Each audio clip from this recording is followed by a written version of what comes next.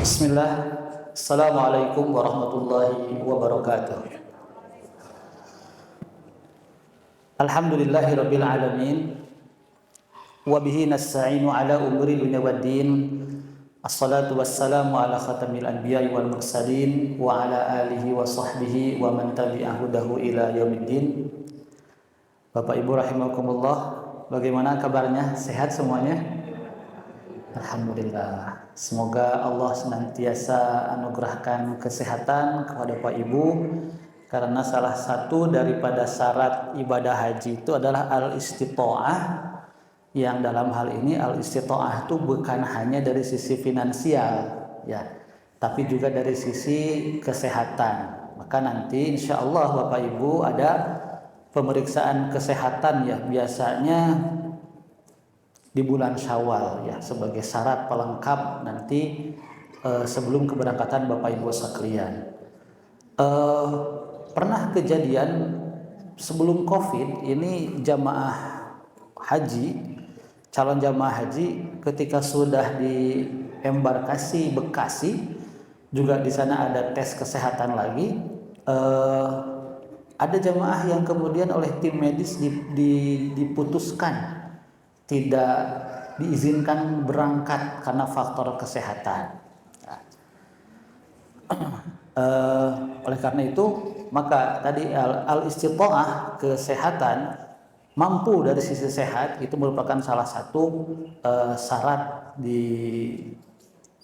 dilaksanakannya ibadah haji. Terlebih di tahun kemarin, di mana banyak sekali 4 rumah sakit di Makkah full semuanya tahun kemarin, dan mayoritas adalah dari jamaah dari Indonesia. Jadi maka dari itu Bapak Ibu sekalian, sebagai memaksimalkan usaha kita dalam menyambut panggilan Allah ini, maka dari sekarang kesehatan senantiasa kita jaga ya.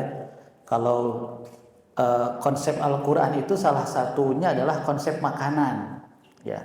Allah perintahkan kita, ya ayyuhalladzina amanu kulu washrabu wala tusrifu. Wahai orang-orang beriman, makanlah, minumlah, tapi ingat, jangan israf, jangan berlebih-lebihan. Apa efeknya kalau israf? Israf itu berlebih-lebihan, efeknya ke tubuh jadi tidak akan sehat ya, jadi sakit ke tubuh itu. Kemudian konsep yang kedua dari sisi konsep Al-Quran, yang kedua dari sisi makanan adalah wa kulu mimma fil ardi halalan thayyibah. Nah, ini harus jadi catatan. Makanlah, kata Allah, apa yang ada di bumi yang statusnya halal. Tapi juga jangan hanya melihat halalnya saja, perhatikan thayyibnya. Ya. Ada makanan yang secara umum hukumnya halal, tapi kalau kita konsumsi mungkin akan berefek sakit bagi kita. Berarti itu sudah tidak thayyib untuk sementara. Jadi mari kita jaga kesehatan kita sampai nanti tiba waktunya Allah izinkan kita berangkat menuju Al-Haramain untuk melaksanakan rukun Islam yang kelima. Bapak Ibu, waiting listnya udah berapa lama nih Bu? Pak? Ibu berapa tahun Bu? 11 tahun. Bapak Sami 11 tahun? Alhamdulillah, belasan tahun ya.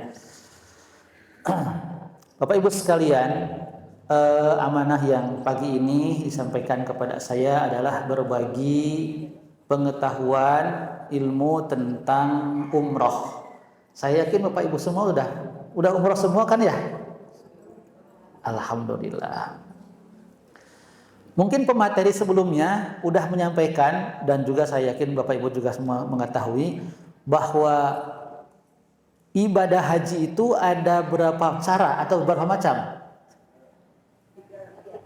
Ini berapa Bu? Berarti ada berapa macam? 3 betul. Tadi kalau kata Ustaz Herdi itu jangan fokus pada bilangan. Ustaz Herdi itu selalu ngasih pelajaran matematika Bu ya.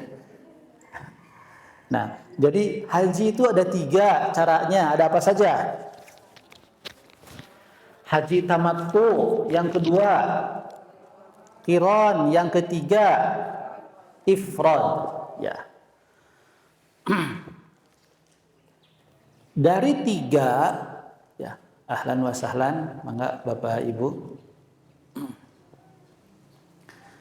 Dari tiga pelaksanaan ibadah haji ini, kita boleh milih sesuka kita nggak, atau sudah diarahkan mau yang mana?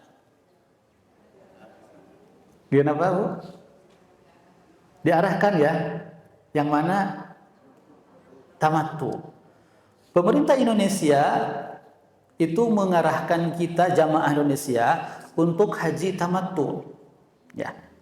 Untuk haji tamattu. Secara garis besarnya haji tamattu itu kita umroh dulu atau haji dulu? Umroh dulu baru haji. Kalau haji ifrad kebalikannya ya. Haji dulu baru umroh. Kalau haji qiron bareng ya, umroh dan haji bersama. Nah, kita oleh pemerintah Indonesia diarahkan untuk memilih haji tamattu. Ya, haji tamattu. Karena memang haji tamattu ini diperuntukkan khususnya adalah untuk yang bukan penduduk Makkah. Ya, bukan penduduk Makkah secara umum. Pelaksanaan umroh dalam rangkaian ibadah haji, saya akan fokuskan kepada pembahasan rangkaian haji tamattu. Pelaksanaan umroh dalam haji tamattu ini, ya, itu pelaksanaannya, tata caranya persis sama dengan pelaksanaan umroh yang Bapak Ibu pernah amalkan. Persis sama, tidak ada bedanya. Ya.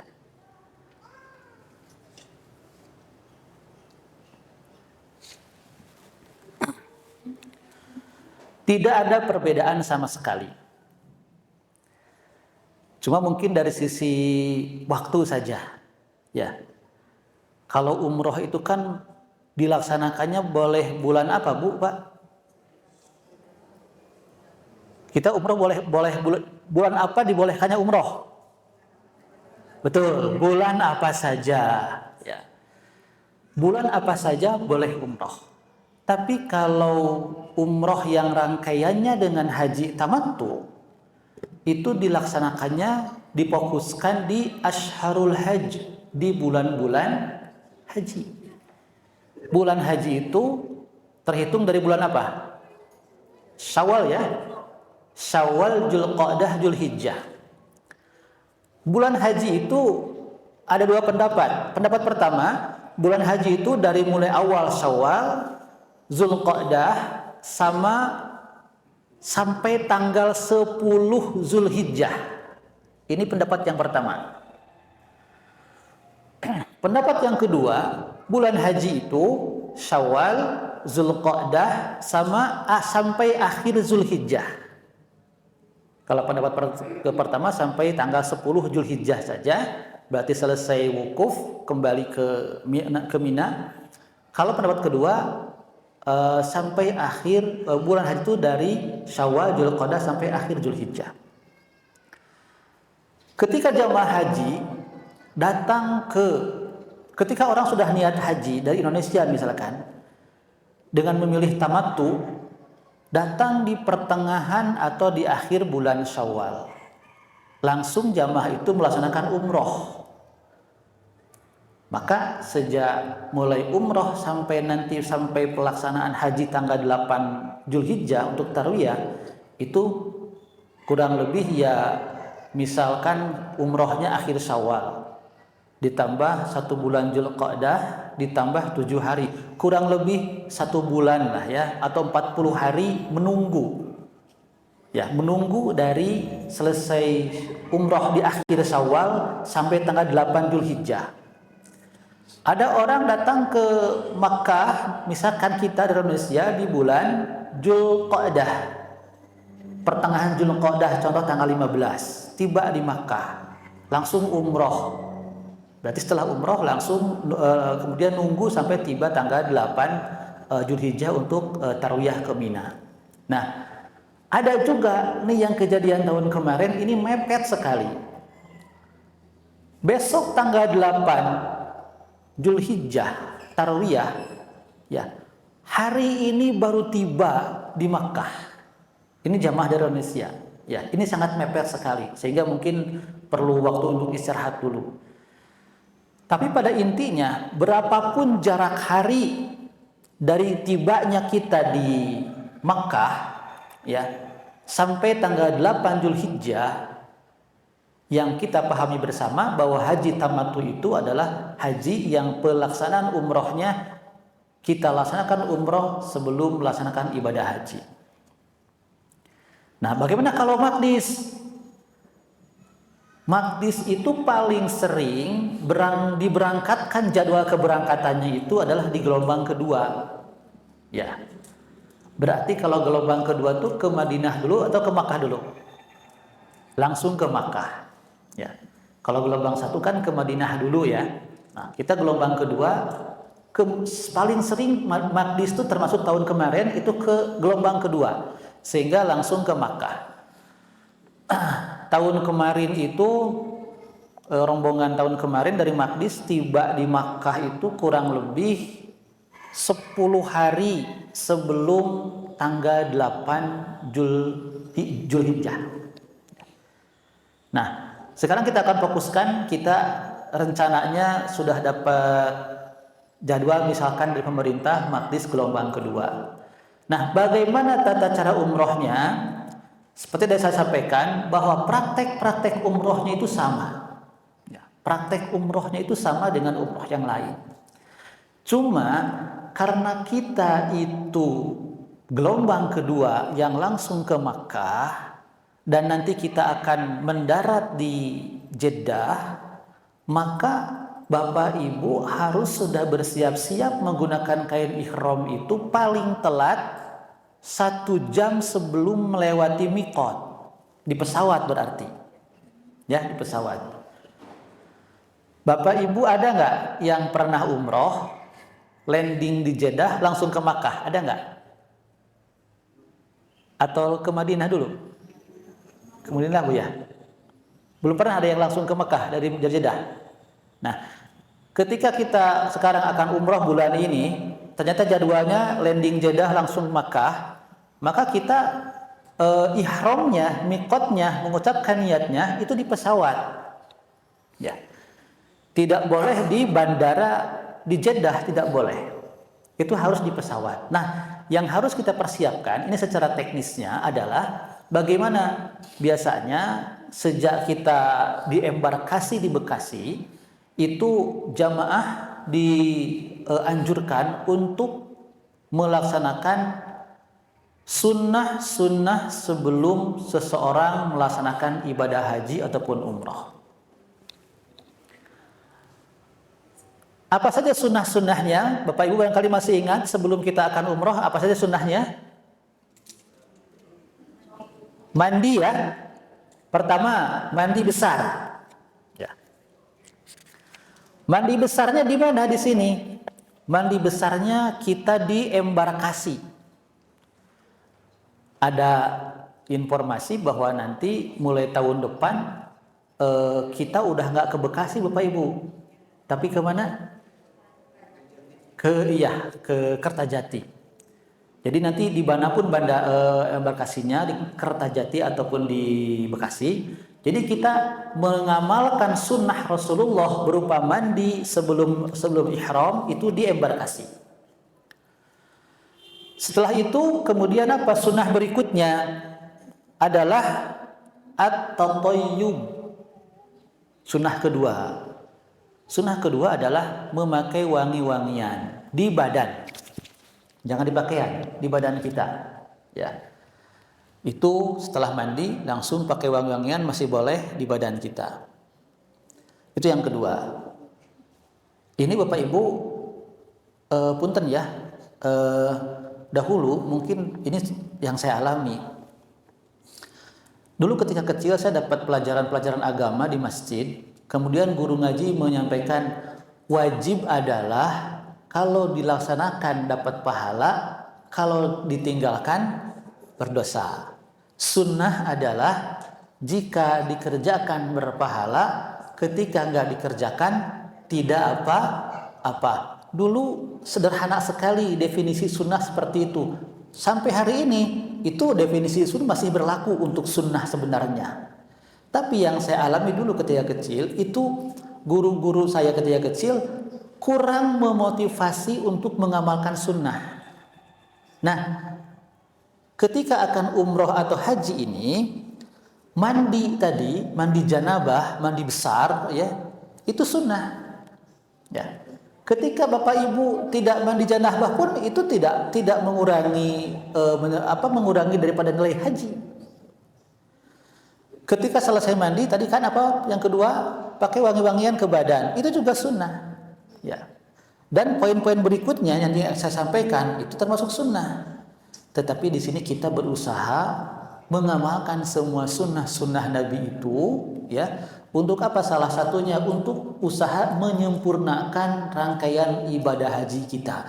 Termasuk sunnah tanggal 8 Zulhijjah, di mana Maqdis salah satu dari sekian beberapa KBIAHU di Bandung khususnya yang melaksanakan sunnah ini. Tanggal 8 itu apa, Bu? Pak? Ke Mina untuk apa? Tarwiyah. Ya, untuk tarwiyah. Dari awal KBIAHU Maqdis ini didirikan, guru kita Ustaz Saiful Islam Mubarak itu sangat concern, semangat sekali menghidupkan sunnah-sunnah Rasulullah dalam ibadah haji dan umroh, termasuk tanggal 8 ini untuk tarwiyah. Ya. Nah, kemudian yang ketiga, pertama mandi janabah, kedua menggunakan parfum ke tubuh kita, ketiga adalah memakai pakaian ihram. Nah, ini sejak di embarkasi. Ibu-ibu tentunya pakaian ihramnya adalah pakaian yang biasa saja, yang memenuhi persyaratan, ya, tidak transparan, tidak ketat membentuk lekuk tubuh, ya, pakaian-pakaian ibu untuk ihram.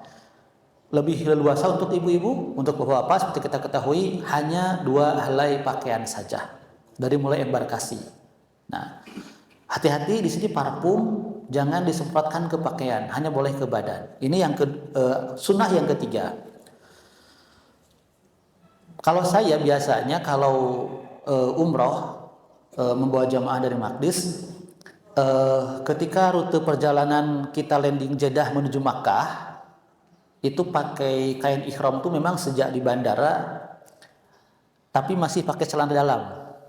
Ya, masih pakai celana dalam, tapi kain ihram sudah dipakai. Sarungnya di bawah sudah dipakai, masih pakai celana dalam. Kemudian masih pakai baju begini, ya, atau kaos. Nanti kain ihram yang satunya lagi itu disimpan di tas tentengan untuk dipakai di pesawat. Ya. Jadi nanti untuk bapak-bapak teknisnya begitu nanti, ya, untuk menggunakan kain ihram. Ibu-ibu langsung juga pakai kain ihram di embarkasi, karena nggak mungkin ya kita pakai kain ihram di pesawat kan, ya, apalagi ibu-ibu, ya, lebih repot, ya. Jadi pesawat kita itu kan kalau nggak Garuda, Saudi Airlines.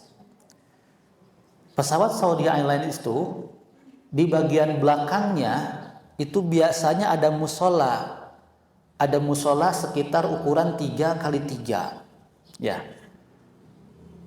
Tetapi yang kemarin itu pas pulang pergi haji kemarin, pas Oktober kemarin umroh sama bulan-bulan sekarang umroh juga, saya tanya ke pramugarinya, kok musolanya nggak ada? Iya, sekarang dihilangkan katanya. Jadi musolanya ditambahi kursi. Ya, tapi masih ada beberapa unit pesawat yang musolanya masih ada. Maksud saya begini, kalau musolanya ada, itu memungkinkan khususnya buat bapak-bapak memakai kain ihram di sana. Ya, tapi memang ribet, ya, karena satu pesawat kan banyak orang, ya. Jadi amannya adalah menggunakan kain ihram itu adalah nanti di Bekasi secara teknis. Setelah mandi, setelah menggunakan parfum, setelah memakai kain ihram, berikutnya adalah memotong kuku. Ini sunnah yang keempat. Ya, memotong kuku. Yang sunnah yang kelima adalah memotong kumis atau hal-hal lain, bulu-bulu lain yang perlu kita potong. Ya. Itu diantara sunnahnya. Setelah itu baru udah siap kita nanti 1 jam sebelum melewati miqat, di pesawat itu kru pesawat akan mengabari kita, Bapak Ibu tamu undangan Allah calon jamaah haji, kurang lebih 1 jam lagi kita akan melewati miqat.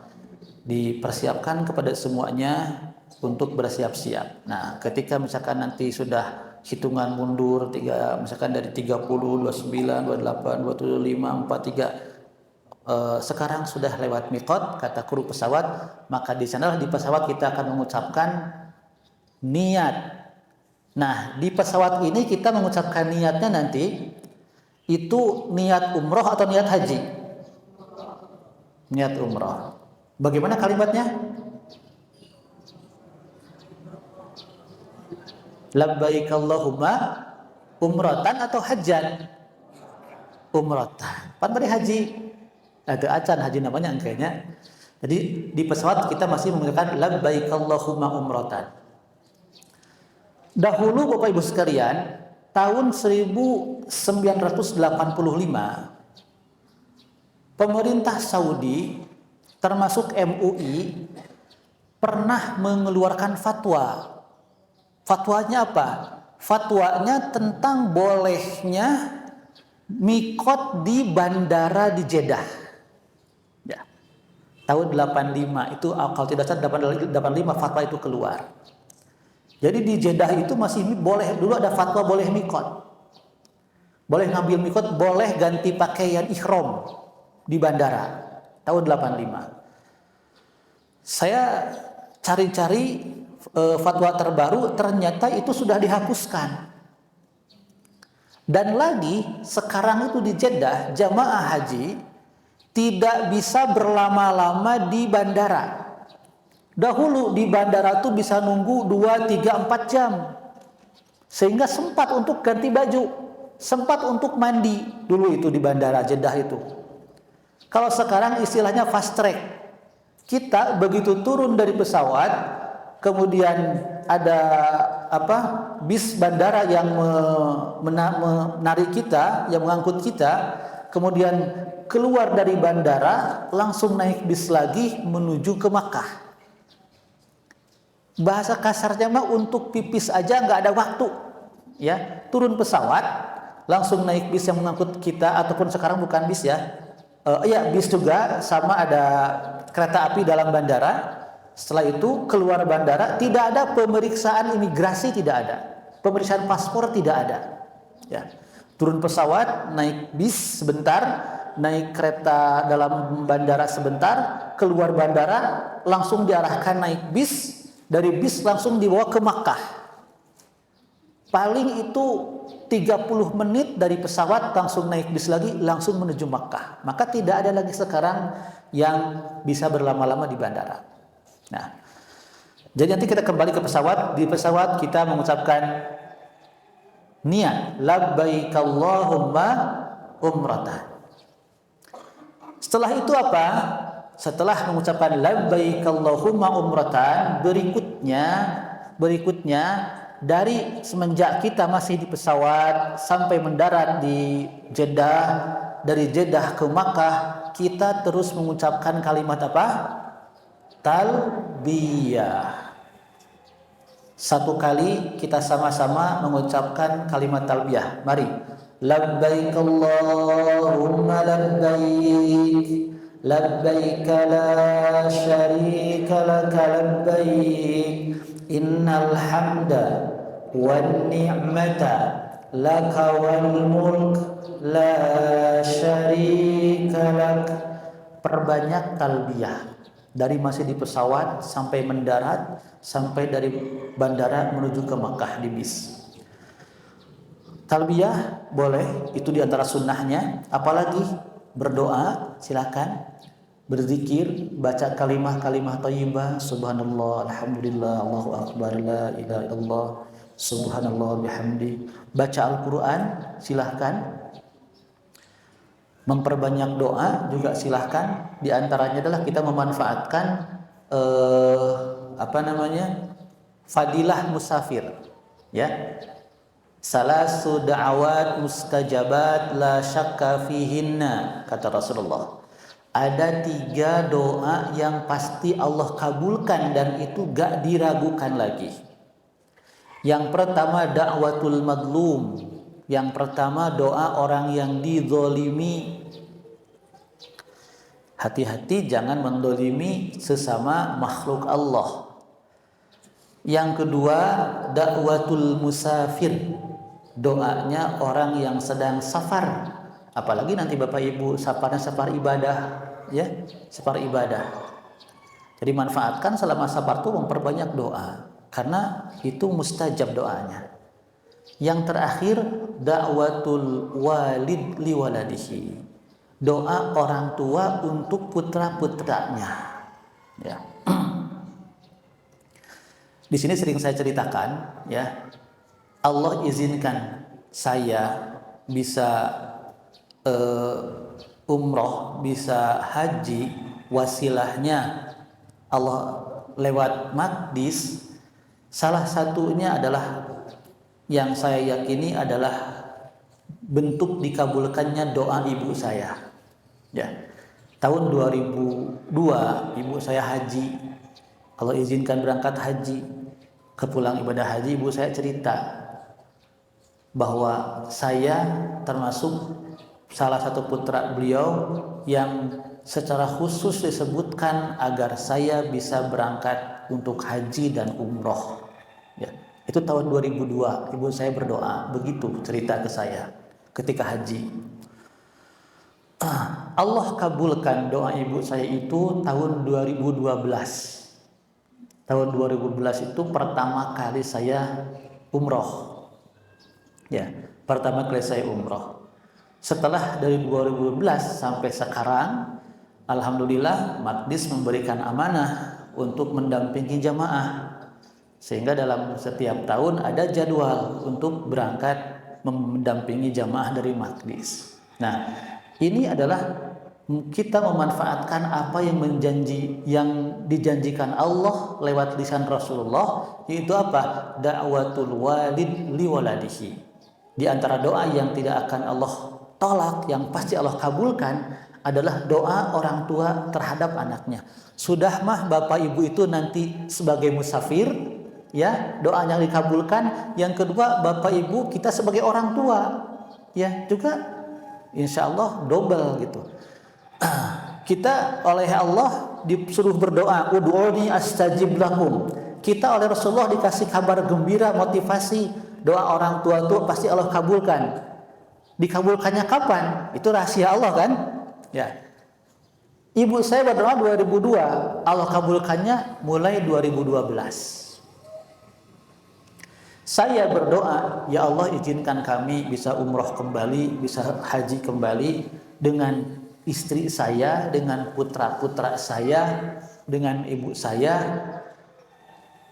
Allah kabulkan tahun 2018 bisa berangkat umroh dengan istri, memang istri saya juga di Maqdis, ya.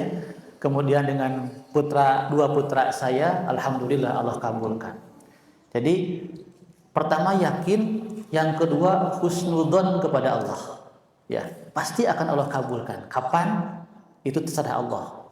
Yang penting kita berdoa, husnudzon dan yakin kepada Allah Subhanahu wa taala. Baik, berikutnya adalah sunnah berikutnya kita mengucapkan talbiyah, kemudian tadi berzikir, berdoa sampai kita tiba di Makkah, di hotel. Di sini perlu perhatian Bapak-bapak khususnya, setibanya di hotel ini hati-hati, jangan lepas atau jangan ganti dulu kain ihram. Ya. Karena ini ada kejadian, ya, tapi bukan dari jamaah Maqdis. Jadi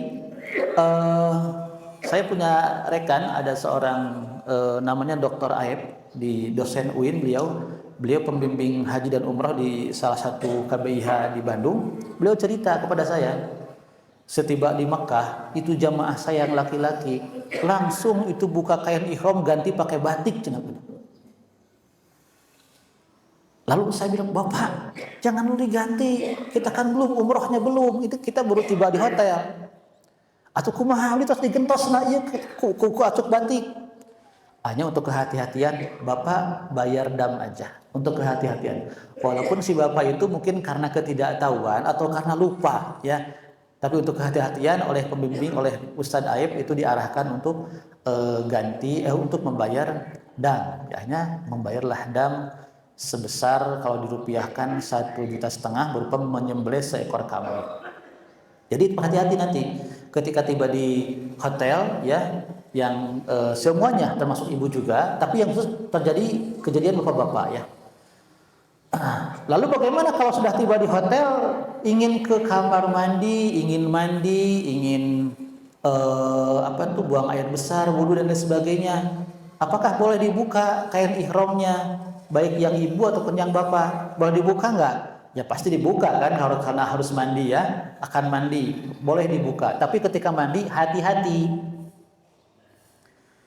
Karena ketika bapak ibu kita semua di pesawat tadi sudah mengucapkan labbaik Allahumma umratan, itu berlakulah beberapa larangan-larangan ihram. Bapak ibu masih ingat nggak apa saja? Ketika sudah mengucapkan labbaik Allahumma umratan tidak boleh apa saja? Yang pertama, tidak boleh mencabut bulu apapun yang ada di tubuh kita. Ya. Sabar Bapak Ibu ya, dasar kedap. Mau hitungan jam di pesawat dari mikot ke landing itu paling setengah jam. Dari bandara Jeddah ke Mekah 2 jam lancarnya, 2,5 jam. Setelah itu dari hotel ke masjid paling juga 10 menit lah. Kemarin rombongan kami tahun kemarin dari hotel ke masjid naik bis cuma 2 menit. Dekat. Mau 2 menit. Setelah itu kita tawaf 7 putaran, sa'i 7 putaran, tahallul selesai. Ya. Baru tamattu'nya di sana setelah tahallul. Nah, setelah mengucapkan labbaik Allahumma umratan, yang pertama tidak boleh mencabut bulu apapun. Yang kedua tidak boleh memotong kuku, kan tadi sudah ya sunnahnya. Yang ketiga tidak boleh menggunakan parfum di pakaian ihram, baik bapak ataupun ibu. Kemudian untuk khusus bapak-bapak, kita ingat kembali tidak boleh pakai topi atau peci atau apapun itu yang dikenal sebagai penutup kepala. Kalau payung bagaimana? Boleh kalau payung ya. Kalau misalkan panas atau apa, tapi insya Allah nanti perjalanan kita ya tidak akan kepanasan, tidak akan kehujanan ya. Jadi ini berbicaranya zaman dahulu juga ya. Bapak Ibu, kan Rasulullah itu berangkat dari Madinah ke Makkah ya. Pasti langsung terkena paparan sinar matahari, kepanasan kalau pas musim kemarau, kehujanan kalau pas ada hujan. Maka ketika kepanasan sangat mungkin tiba-tiba mungkin harus pakai tutup kepala, topi atau apapun yang dikenal sebagai tutup kepala. Jadi perjalanan haji umroh Rasulullah yang berjalan dari Madinah ke Makkah itu selama bisa 1-2 pekan. Itu selama 2 pekan itu ujiannya besar sekali ya. Berarti Bapak bisa bayangkan Rasulullah dan para sahabat selama seminggu hanya menggunakan 2 helai pakaian ya. Itu betapa ujiannya besar sekali ya. Di panas ya udah diterima aja. Kalau sekarang kan kita dengan transportasi modern ya nggak akan kepanasan ya, nggak akan kehujanan. Nah jadi hati-hati ya, khusus laki-laki tidak boleh menutup kepala dengan apapun, topi, peci dan lainnya, kecuali kalau pakai apapun yang itu bukan penutup kepala. Pakai payung, ada buku, ada koran, ada tas diginikan, kalau panas mah tidak apa-apa. Kalau misalkan nanti ternyata pas keluar kendaraan kepanasan. Yang ke berapa nih? Kelima ya. Khusus untuk bapak-bapak tidak boleh menggunakan pakaian yang berjahit. Jadi sunnahnya betul-betul hanya 2 helai kain. Jika memang, kan sekarang Bapak Ibu kalau tidak salah ada ya beberapa yang berinisiatif membuat celana celana ihram katanya gitu. Ya. Celana ihram, ini mah celana tanpa jahitan. Jadi ini teh inisiatif untuk mengobati kegalauan bapak-bapak. Dalam manasik umroh, banyak bapak-bapak yang bertanya, khususnya yang belum pernah umroh, atuh kumaha engke cenah abdi eta nu dihandap kumaha cenah teu ditutupan, teu dianggo-anggoan. Jadi udah kemana-mana bayangannya. Padahal dari pengalaman-pengalaman itu aman insya Allah gitu. Ya. Maka kenapa sampai ada yang inisiatif bikin kain celana ihram? Ya, ini mah tanpa jahitan katanya. Nah, seandainya boleh, pasti Rasulullah juga sudah inisiatif buat mencontohkan untuk bapak-bapak, untuk kita pakai kolor ihram kalau itu boleh. Tapi disinilah ujian untuk kita bapak-bapak ya. Ujian ketaatannya tuh di sana. Ya. Jadi hanya 2 helai pakaian saja. Kemudian khusus untuk ibu-ibu. Ya. Untuk ibu-ibu itu bagi ibu-ibu, bagi muslimah yang memakai cadar ketika sudah mengucapkan labbaik Allahumma umratan atau nanti labbaik Allahumma hajjan, maka untuk sementara cadarnya harus dilepas dulu. Ya. Nanti ketika sudah mengucapkan labbaik Allahumma umratan, saya nu handap dua. Hiji salah satu wae, sami wae. Mohon.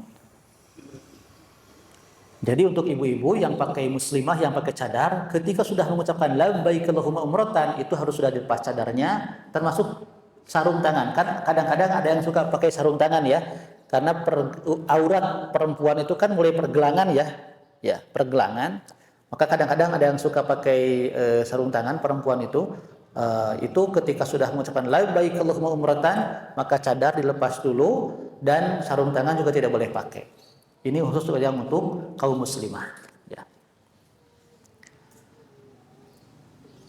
Berikutnya apa yang dilarang lagi adalah al-mubasyarah bisyahwat. Al-hajju ashhurum ma'lumat.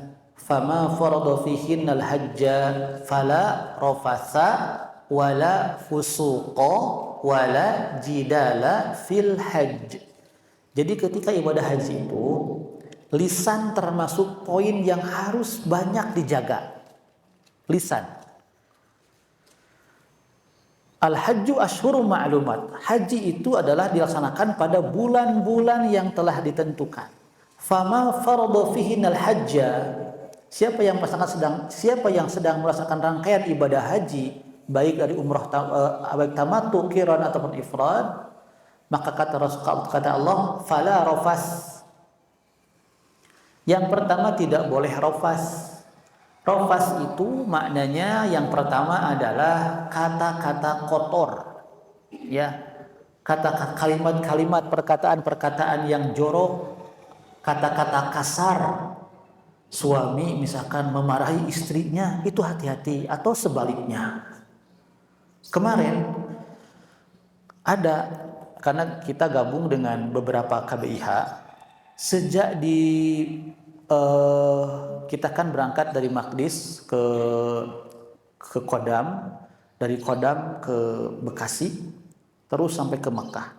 Itu saya perhatikan ada sepasang suami istri, dari mulai saya ketemu beliau di Kodam, ini tapi bukan dari Maqdis, dari KBIH lain. Cuma di sananya bareng-bareng terus, di tenda, di hotel kita bareng-bareng terus. Saya perhatikan ada suami istri yang sejak saya ketemu beliau, itu terus saling marah-marahan dua orang ini. Saling marah-marahan. Ini bagian daripada rafas secara umum.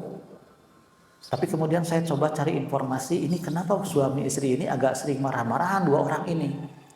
Akhirnya saya tanya ke pembimbingnya, ternyata ada faktor lain, yaitu dua orang suami istri ini kedua-duanya pendengarannya agak kurang gitu. Agak kurang dua-duanya. Sehingga kalau bicara tuh harus tarik. Saya pikir ini marah-marahan terus gitu ya.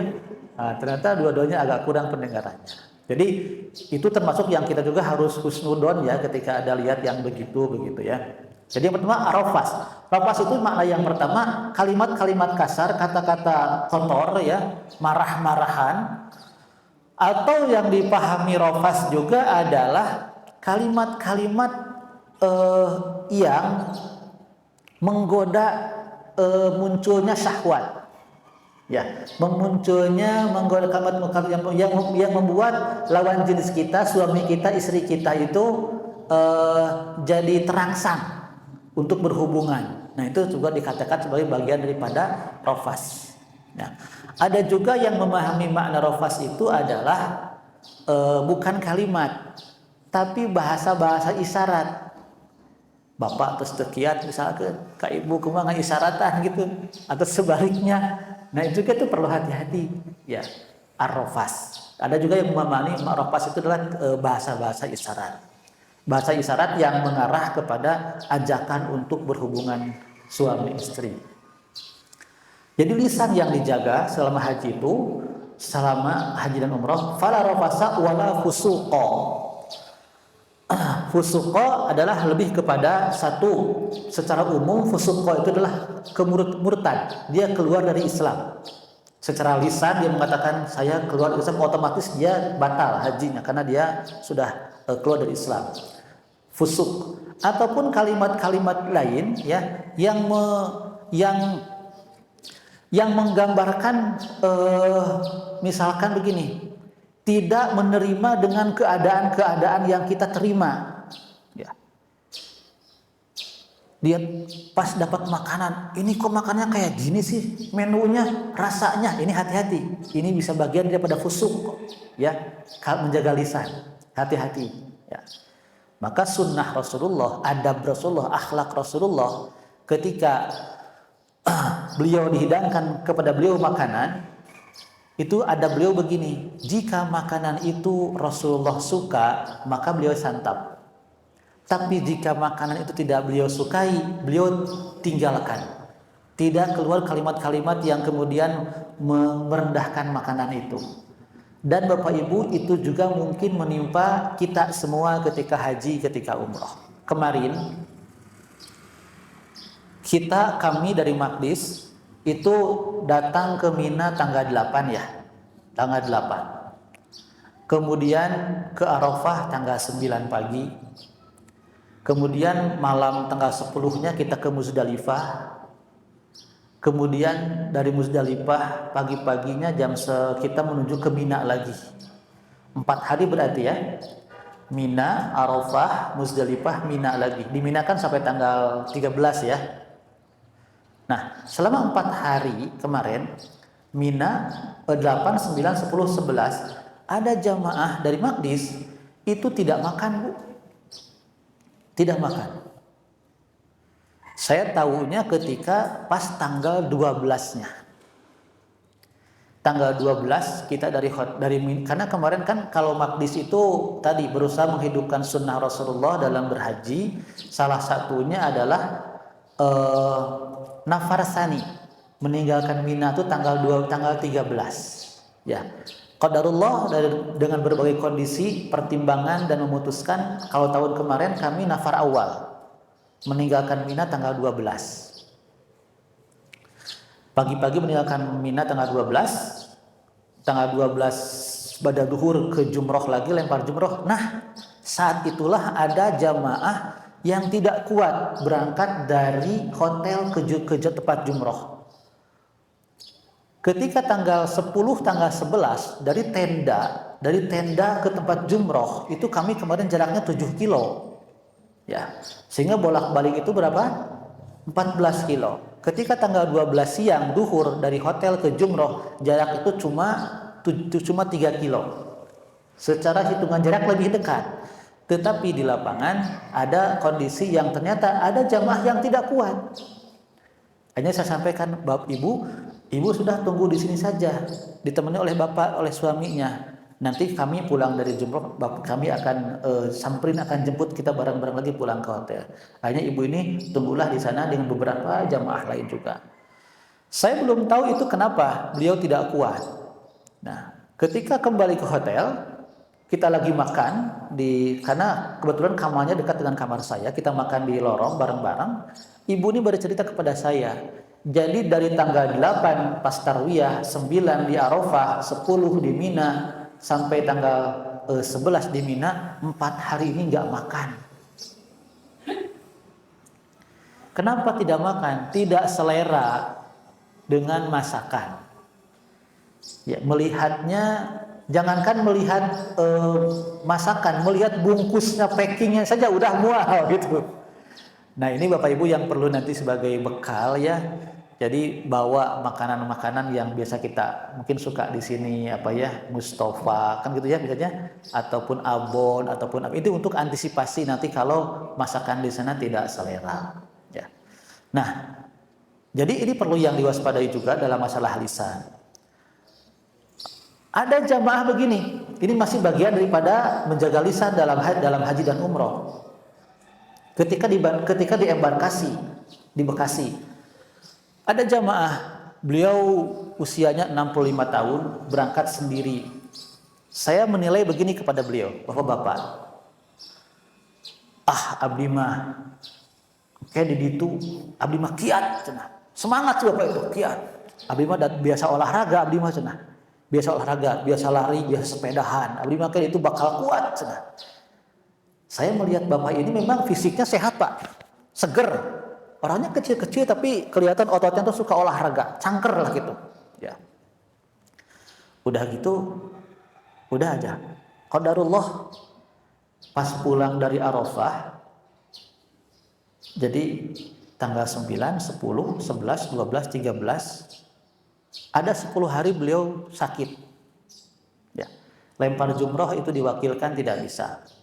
Ya, karena dirawat di rumah sakit. Tawaf ifadah tidak bisa bareng-bareng, akhirnya sendirian.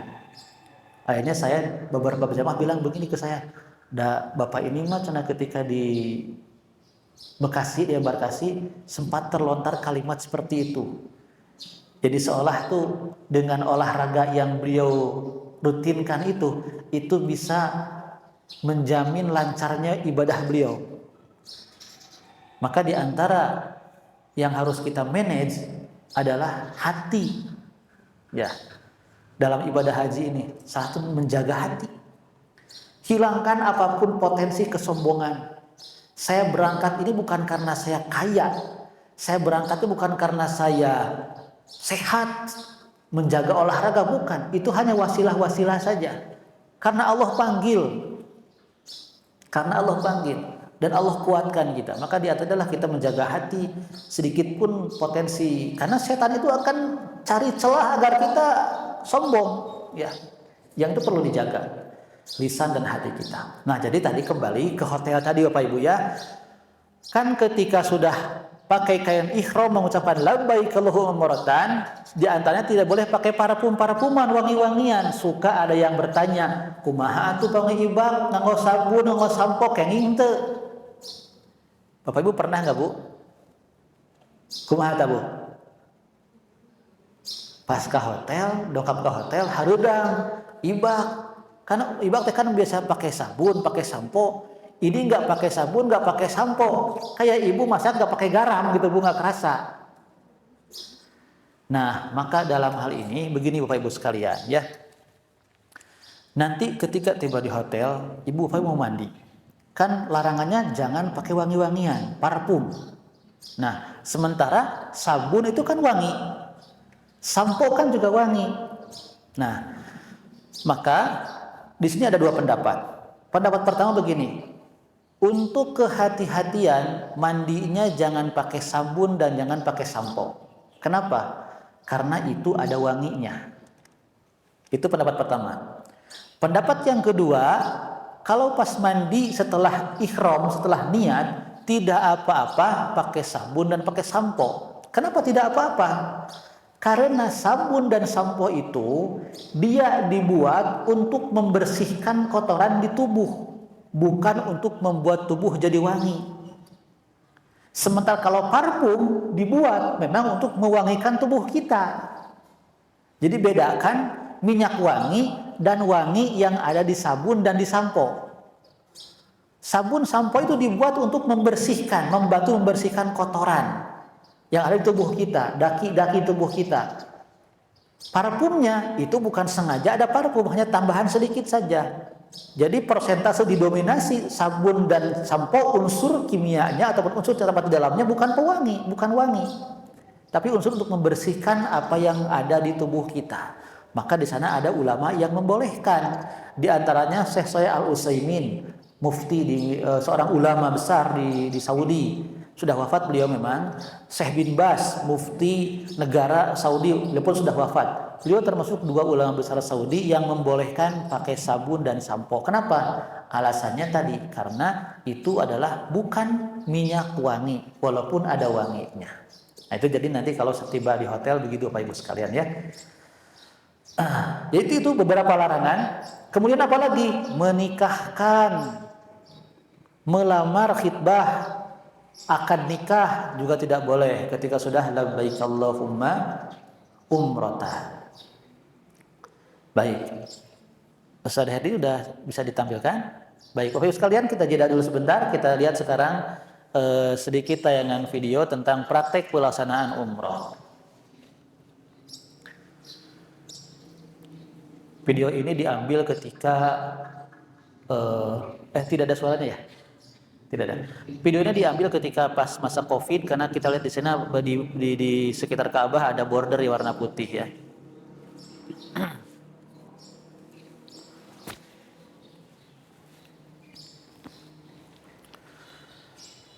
Ini sedikit gambaran praktek pelaksanaan ibadah umroh.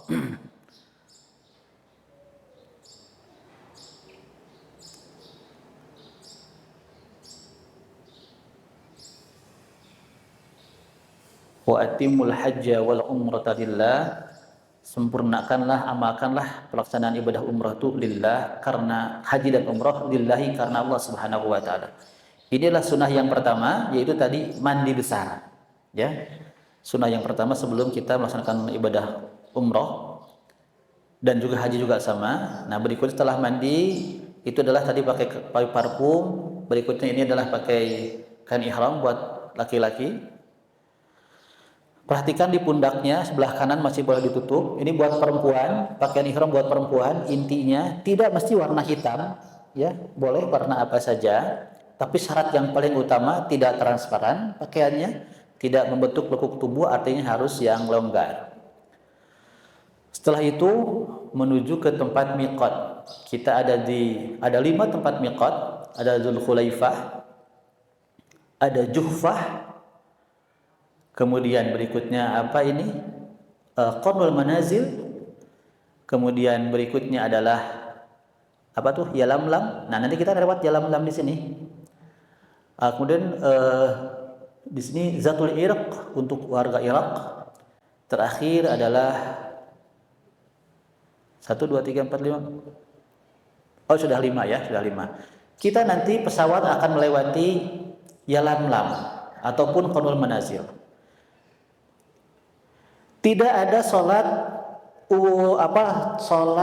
ihram, tidak ada. Nah, kalau ini ceritanya karena mampir di masjid, jadi sholat sunnah tahiyatul masjid. Jadi tidak ada sholat sunnah setelah ihram, tidak ada. Kita di sini mengucapkan labbaik Allahumma umratan fa in habasani habisun famahilli haitsu habastani bi.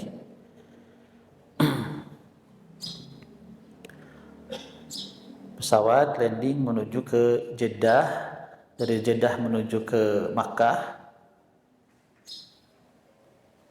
Ini kembali ke awal kayaknya nih. Ini pakai parfum ya. Ini salah. Ini mestinya bukan di pakaian. Nah, ini larangan-larangan tadi ya. Boleh di pause dulu tadi.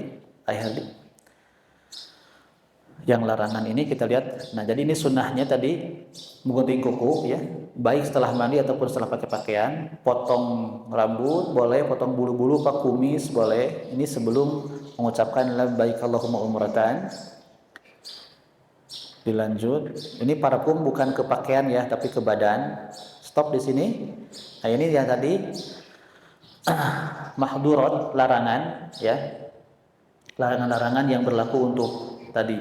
Paling kiri atas itu adalah pakaian yang berjahit, kiri bawah juga sama, pakaian yang kanan atas juga sama. Yang tengah itu adalah penutup kepala. Lanjut.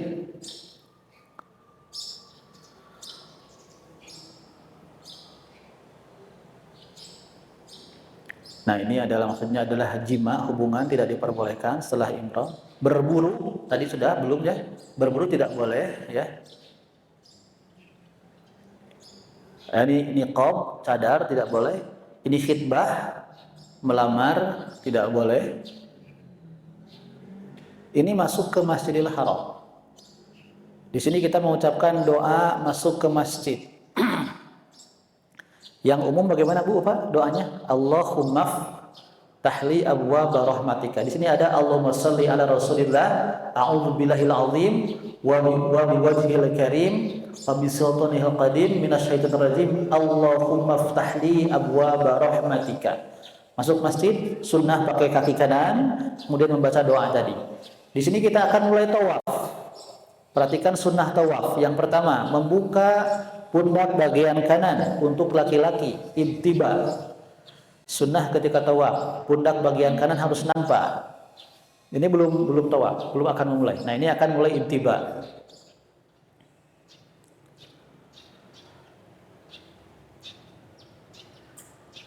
Ini dibuka sebelum kita memulai tawaf.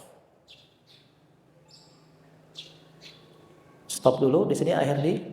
Bagi yang pertama kali melihat Ka'bah, di sana ada doa ya. Bapak Ibu boleh mengikuti. Allahumma zid hadzal bait ta'ziman wa tashrifan wa takriman wa zid man syarrafahu wa karramahu mimman hajjahu aw i'tamarahu tashrifan wa ta'ziman wa mahabah wa birran.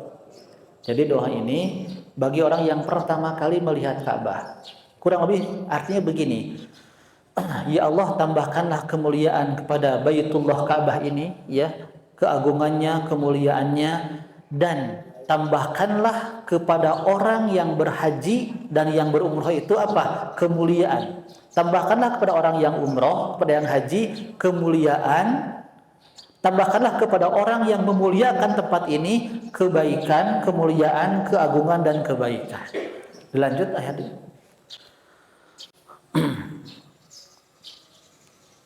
Baru akan memulai tawaf. Stop. Di sini pause. Perhatikan di sini ketika kita sedang akan memulai tawaf, maka di antara sunnahnya memulai tawaf itu yang utama, yang afdol adalah mencium hajar aswad. Memungkinkan tidak? Mungkin saja kalau kita tawafnya sendirian. Tapi kalau tawafnya bareng-bareng, seorang-seorang mau menyium hajar aswad itu kan akan merepotkan buat bersama.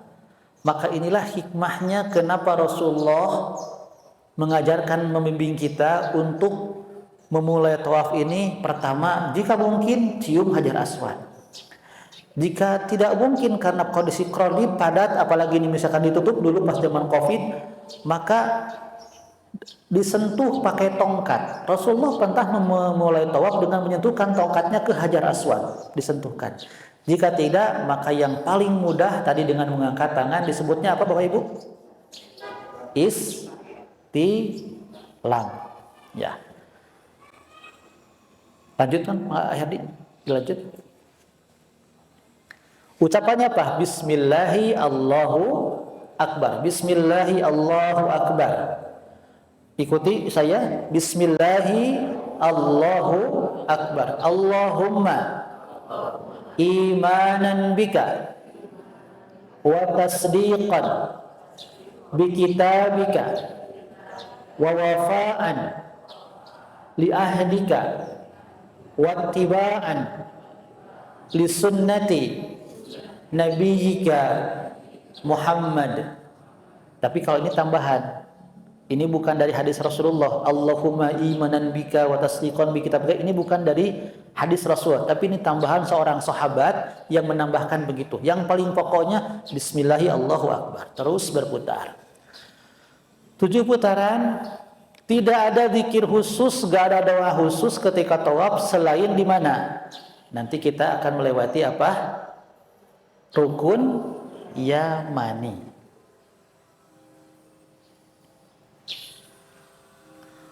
Di rukun Yamani, nah itu yang pojok ada tanda panah hijau. Hanya disinilah ada zikir khusus yang Rasulullah bacakan, ajarkan. Antara rukun Yamani, dilanjut, di play. Antara rukun Yamani ini yang panah hijau dengan Hajar Aswad itu stop dulu. Jika memungkinkan kita lewat rukun Yamani, kita usap rukun Yamani. Jika tidak memungkinkan karena krodin padat, kita lewat saja dan tidak ada mengucapkan bismillah Allahu akbar, lewat saja. Lanjut akhirnya. Nah, di sini kita baru doanya apa, Bu? Pak? Ya. Rabbana atina fid dunya hasanah wa fil akhirati hasanah wa qina adzabannar. Berapa kali bacanya? Sebelum sampai ke Hajar Aswad terus dibaca, ya. Tidak bisa diputuskan sekali aja cukup, 2 kali aja, 3 kali aja cukup. Semakin banyak doa yang kita sampaikan kepada Allah, maka harapan dikabulkan juga semakin besar. Maka sebelum sampai ke Hajar Aswad terus aja baca doa itu. Selesai tadi kita melewati maqam Ibrahim, kemudian kita membaca wattakhidhu mim maqami Ibrahim musalla. Selesai tawaf. Punten stop dulu akhirnya. Sedikit tadi ada sunnah yang terlewat. Bapak-bapak masih ingat gak? Ketika tawaf di putaran pertama itu sunnahnya apa? Romal, ya, lari-lari kecil. Nanti dikondisikan oleh pembimbing. Memungkinkan gak kita lari-lari kecil di 3 putaran pertama? Ibu-ibu jalan biasa saja, bapak rombel lari kecil di 3 putaran pertama saja jika memungkinkan secara kondisi, kalau tidak padat. Selesai tawaf, kita melewati maqam Ibrahim, kita membaca, ikuti saya, wattakhidhu mim maqami Ibrahima musalla. Kita baca itu. Setelah tawaf, berikutnya amalannya apa? Salat. Berapa rakaat?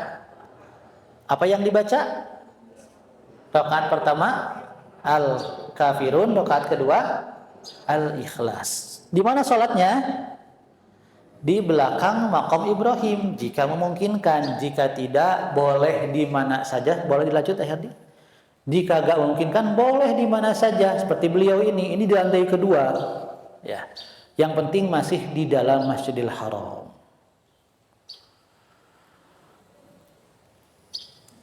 Rakaat baca 2 surah, rakaat 1 Al-Ikhlas, Al-Kafirun, rakaat kedua Al-Ikhlas. Setelah itu sunnah berikutnya apa? Minum air Zam-Zam. Boleh sambil berdiri minum air Zam-Zam. Dan disunahkan berdoa. Maka Rasul bersabda, ma'u Zam-Zam liman syuriba lahu. Air Zam-Zam itu bagi orang yang meminumnya. Stop dulu akhirnya di sini, stop dulu ya.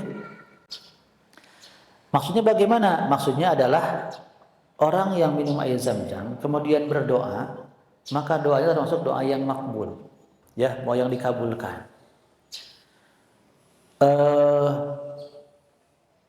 Allahumma inni as'aluka, bagaimana doanya ketika minum air Zam-Zam? Ilman nafi'an wa rizqan wasi'an wa shifa min kulli da'. Atau doa pun. Doa yang pertama, yang utama tadi yang Rasul contohkan, silakan doa itu yang dibaca yang pertama. Yang berikutnya doanya bebas apa saja sesuai dengan hajat kita. Ya. Setelah itu kita menuju Bukit Sofa. Ketika menuju Bukit Sofa ada zikir yang Rasul contohkan. Boleh ikuti saya. Abda'u bima bada Allahu bihi inna safa wal marwata min sya'airillah. Kita menuju Bukit Sofa. Nah, inilah Bukit Sofa. Boleh di-play akhirnya. Bukit Sofa. Di sini kita menghadapkan wajah kita ke arah Ka'bah. Untuk apa? Itu Ka'bah sebelah kiri atas terlihat tadi warna hitam. Kita hadapkan wajah kita ke arah Ka'bah, berdiri di Bukit Sofa. Apa yang kita baca tadi? Allahu Akbar 3 kali. Kemudian itu La ilaha illallah wahdahu la syarikalah lahul mulku wa lahul hamdu wa huwa ala kulli syai'in qadir.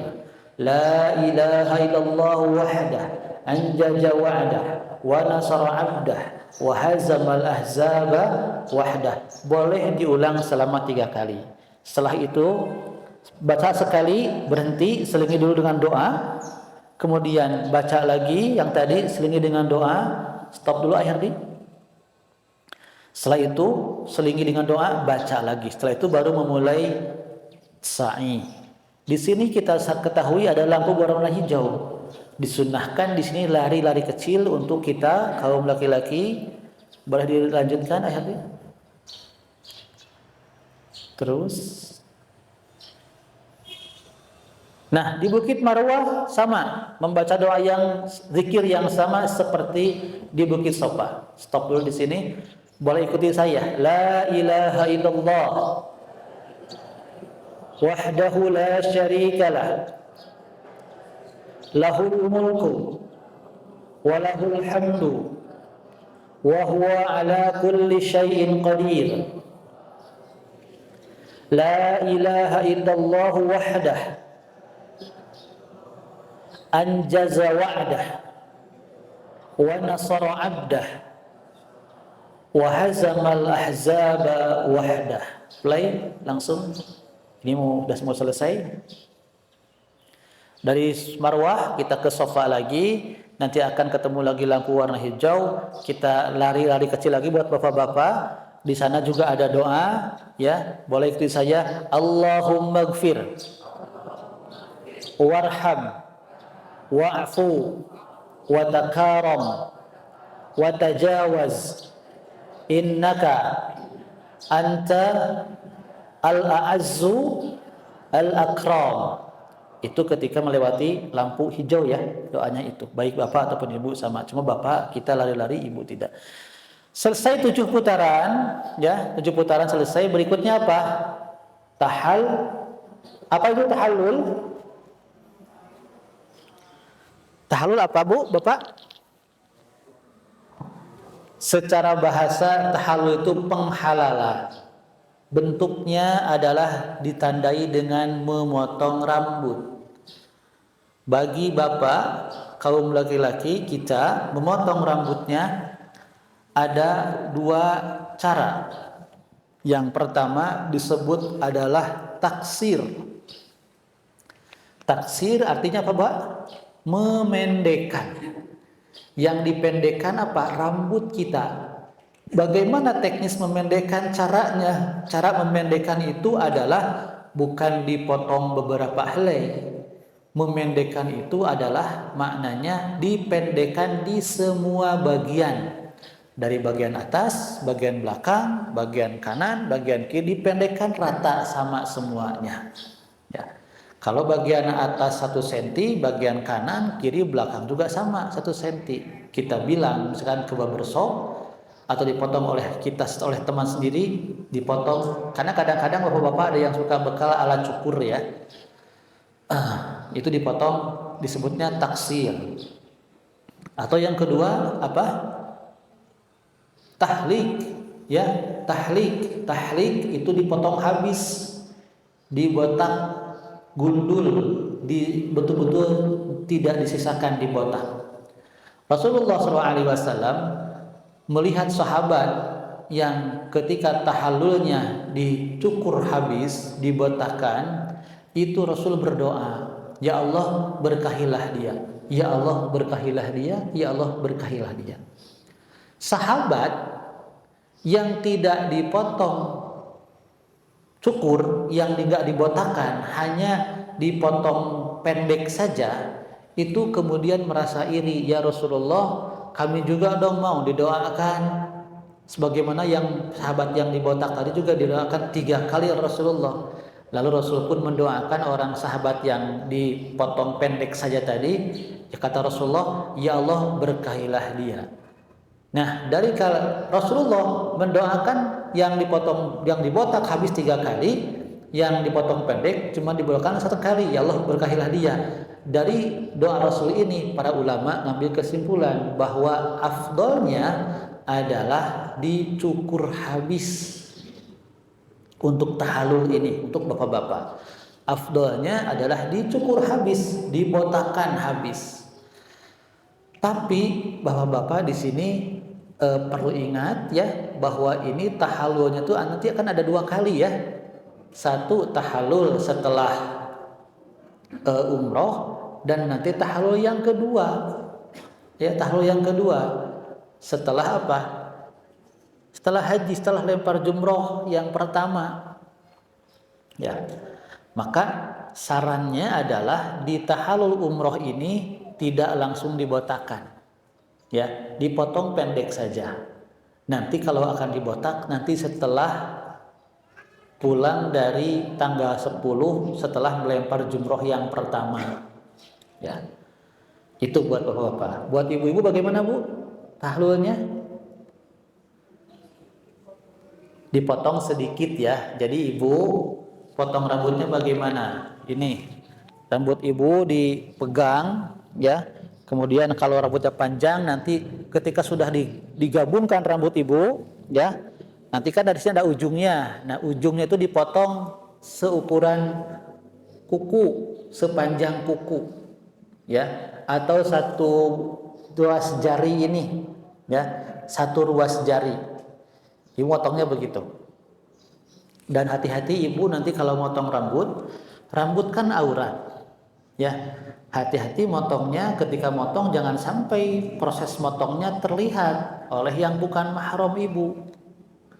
Maka pertama bisa ibu kalau berangkat dengan suami, oleh suami dipotongnya. Atau oleh sesama ibu-ibu yang lain ya dipotongnya. Mungkin bikin lingkaran saling menutupi ya, biar intinya jangan terlihat rambut itu karena aurat. Yang pertama itu hati-hati. Yang kedua, ketika sudah motong rambut jangan sampai rambut yang dipotong itu jadi bikin kotor, bala berceceran di area marwah kalau dipotongnya di sekitar marwah. Maka untuk kehati-hatian berikutnya, kalau dipotong di marwah itu ambil lagi rambut itu, simpan di saku, nanti dibuang di tempat lain ya, agar tidak mengotori area marwah. Apakah tahallul itu harus di Bukit Marwah di putaran terakhir setelah sa'i? Tidak. Boleh di hotel, Bu. Ya, boleh di barbershop bapak-bapak dibolehkan ya. Bahkan dinantikan sampai kapanpun juga boleh, cuma tentunya ada konsekuensi. Saya mah potong rambutnya tahallulnya mau besok aja, silahkan, tidak apa-apa. Tetapi berarti larangan ihram masih berlaku. Ya. Maka secara umum perintah beramal sholih secara umum adalah begini. Al-asru fil amri yaqtadil faur. Perintah beramal sholih itu prinsip dasar utamanya adalah harus segera diamalkan. Jika tahallulnya bisa saat itu juga, maka langsung saja, jangan dinanti-nanti. Ya, itu berlaku untuk amal soleh apapun. Ketika ada berkesempatan beramal soleh, termasuk untuk tahallul ini. Nah, ketika Bapak Ibu sudah tahallul ini, itulah yang kemudian berikutnya kenapa disebut dengan haji apa? Tamattu. Misalkan Bapak Ibu nanti tiba di Mekah itu tanggal 1 Zulhijjah. Tanggal 1 Zulhijjah. Maka ketika tanggal 1 Zulhijjah selesai umroh langsung tahallul, maka dari tanggal 1 sampai tanggal 7 selama 7 hari itulah yang disebut dengan makna secara khusus disebut dengan tamattu. Tamattu itu apa artinya?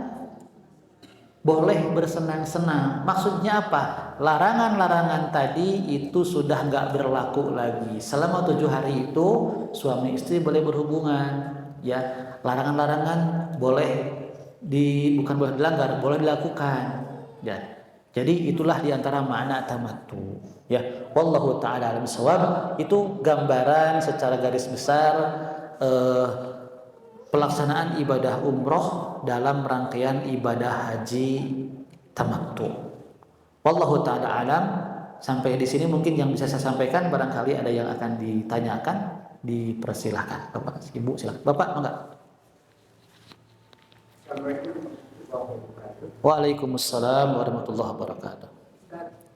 Dari rangkaian doa-doa tadi, dari mulai melihat Ka'bah sampai tamat, ya. Seandainya doa-doa tadi sudah hafal, ya. Kalau seandainya bahasa tersebut tidak memungkinkan kurang banyak jemaah, ya. doa apa aja yang harus kita bacakan? Seandainya itu memang banyak sekali rangkaian doa, ya. tidak hafal gitu. Ya, ya, baik, terima kasih. Ini pertanyaan yang sangat bagus sekali. Zikir doa dalam rangkaian umroh.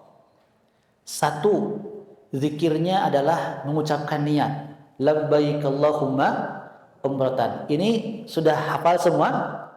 Hafal ya, pertama itu. Yang kedua, zikirnya adalah talbiyah labbaik Allahumma labbaik labbaik la syarika lak labbaik innal hamda wan ni'mata laka wal mulk la syarika lak. Ini sudah hafal Bu, Bapak Ibu? Insyaallah hafal ya. Itu yang kedua. Yang ketiga, tadi ada zikir masuk masjid. Kita pun masuk masjid di mana saja, termasuk di Masjidil Haram nanti, doanya sama. Allahumma ftahli abwaba rahmatika. Ini insyaallah juga sudah hafal 3 nih. Yang keempat, doa melihat Ka'bah. Nah, ini mungkin yang selama belum pernah kita jarang kita praktekkan. Kenapa? Ninggal Ka'bah nage jarang ya. Jadi doa ini itu diucapkannya adalah khususnya ketika melihat Ka'bah langsung. Bukan melihat ketika foto atau video. Mungkin yang perlu lebih ditekankan dihafalkan adalah ini, melihat Ka'bah. Tapi ketika ini tidak dibaca pun tidak apa-apa. Ya. Kalau belum hafal, tadi pertanyaan Bapak kan kalau belum hafal ya, boleh lihat ke buku. Saya urutkan dulu zikir doa dalam rangkaian umrah. Itu yang keempat, melihat Ka'bah. Yang kelima, zikirnya apa? Zikir memulai tawaf. Apa tadi? Bismillahi Allahu Akbar. Ini insyaallah juga hafal Bapak Ibu. Terakhir berikutnya adalah antar rukun Yamani dan Hajar Aswad. Rabbana atina fid dunya hasanah wa fil akhirati hasanah wa qina azabannar. Ini juga insyaallah hafal. Dari kecil kita hafal. Paling mungkin nanti setelah itu adalah ketika melewati maqam Ibrahim. Wattakhidhu mim maqami Ibrahima musalla. Di tempat-tempat saya selesaikan dulu. Berikutnya salat, insyaallah bacaan salat hafal. Menuju setelah salat tawaf menuju Bukit Sofa, membaca abda'u bima bada Allahu bihi. Terus apa? Innas Sofa wal Marwata min sya'airillah. Sampai ke Sofa tadi ada zikir Allahu Akbar, Allahu Akbar, Allahu Akbar, ada la ilaha illallah. Berikut sampai selesai. Berikutnya tambah satu lagi adalah ketika lari kecil di lampu hijau, Allahumma gfir warham wa'fu wa taqarrab sampai selesai. Nah, jika Bapak Ibu doa ini hafal itu afdal. Sehingga ketika berdoa sendiri itu bisa lebih menghayati doa itu. Ya, doa-doa yang tadi sudah kita sampaikan. Jika hafal itu lebih bagus. Tapi ternyata ada kendala. Aduh, abdi macam ada barho, ya. Bubar poho, ya. Hese apal, gancang poho, ya. Maka itu tidak apa-apa kalau Allah Maha mengetahui, ya. Maka Allah firmankan fattaqullaha mastata'tum. Ibadahlah kepada Allah semampu kita. Berdoalah semampu kita. Jika kita bisa lewat hafalan itu lebih baik. Doakan ibadah. Jika berdoanya ibadah doanya bisanya dengan melihat tulisan, maka itu juga tidak apa-apa. Nah, maka nanti dalam prakteknya buku-buku doa, zikir, rangkaian ibadah haji umroh silahkan selalu Bapak bawa ketika akan rangkaian tawaf sa'i tadi itu. Termasuk nanti ketika akan melempar jumroh silahkan bawa. Antisipasi kalau lupa, ya kalaupun sudah hafal.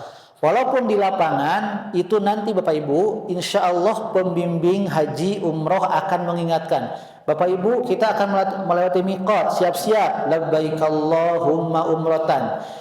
Di pesawat itu nanti pembimbing umroh haji itu boleh meminta izin ke kru pesawat untuk menggunakan pengeras suara, membimbing jamaah satu pesawat. Yang kedua, di antara tugas pembimbing haji dan umroh tadi ketika melewati maqam Ibrahim, ketika dia mulai talbiyah, Bapak Ibu mari kita bertalbiyah, labbaik Allahumma labbaik. Bapak Ibu sekarang kita akan masuk Masjidil Haram, mari kita baca Allahumma ftahli abwaaba rahmatika. Bapak Ibu sekarang kita masuk melihat Ka'bah, mari kita berdoa bersama atau masing-masing. Bapak Ibu sekarang kita melewati rukun Yamani Hajar Aswad, mari membaca Rabbana Atina. Di semua tempat yang di sana disunnahkan Rasul untuk baca zikir dan doa pasti diingatkan. Ya, bagi Bapak Ibu yang sudah hafal silakan baca sendiri. Jika belum maka buku doa itu silakan jadi panduan dibaca sendiri. Demikian Bapak ya. Ya, sama-sama ya. Ada lagi enggak Ibu? Silakan. Yang pertama, gimana teknisnya ketika kita batal dalam doa? Iya. Atau kita ketinggalan rombongan gitu, kita otomatis kan harus mengerjakan sendiri. Iya. Agar kita tidak lupa putaran atau kalau batal itu gimana? Iya. Apakah dari awal lagi? Yang kedua, mengenai tahallul itu boleh nggak kalau perempuan mah gini aja gitu, jangan sedikit aja di sini. Tadi Ustaz sampaikan. Ibu juga sama ya.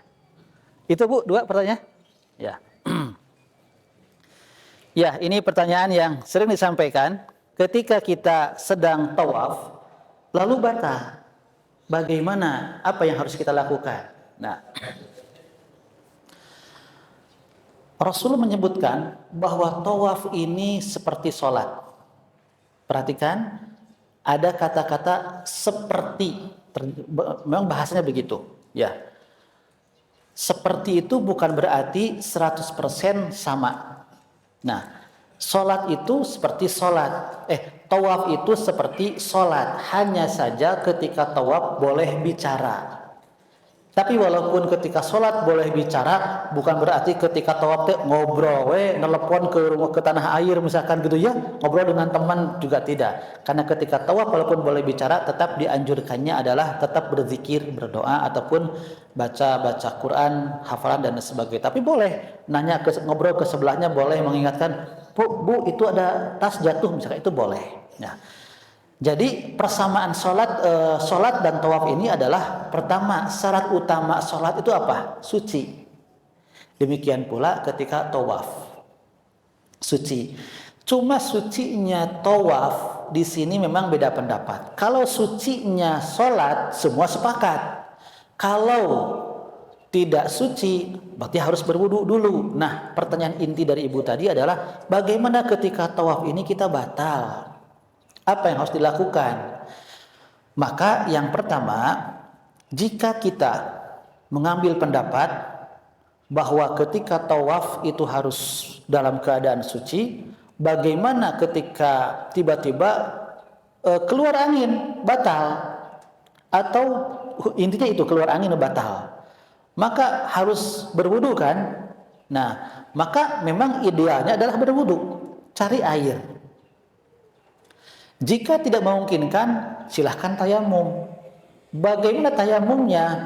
Yakin di lantai itu ada debu, atau di pakaian kita ada debu, di pakaian jamaah sesama teman kita ada debu. Silahkan tayamum ke sana. Tempelkan tangan ke pakaian kita, tempelkan tangan ke kain ihram pakaian teman kita, lalu kita tayamum. Kalau pakai tayamum, bersuci kembali pakai tayamum, berarti kita tidak akan terlalu jauh ketinggalan putaran. Ya. Permasalahannya bagaimana kalau ketika tawaf itu bukan hanya bata tapi ingin pipis misalkan, otomatis itu makan nggak mungkin pipis di sana, harus keluar kan. Misalkan ibu atau bapak harus memisahkan diri dari grup, dari rombongan, sehingga harus keluar masjid dulu. Setelah wudhu balik lagi ke masjid untuk melanjutkan tawaf. Nah, melanjutkan tawafnya bagaimana? Apakah dihitung dari awal lagi putaran 1 atau melanjutkan? Maka ketika terputus tawaf karena harus ke toilet dulu, maka tinggal menyempurnakan sisanya. Tadi ibu ketika keluar, bapak ketika keluar dari tawaf itu di putaran yang keempat. Maka ketika memulai lagi lanjut di putaran yang kelima.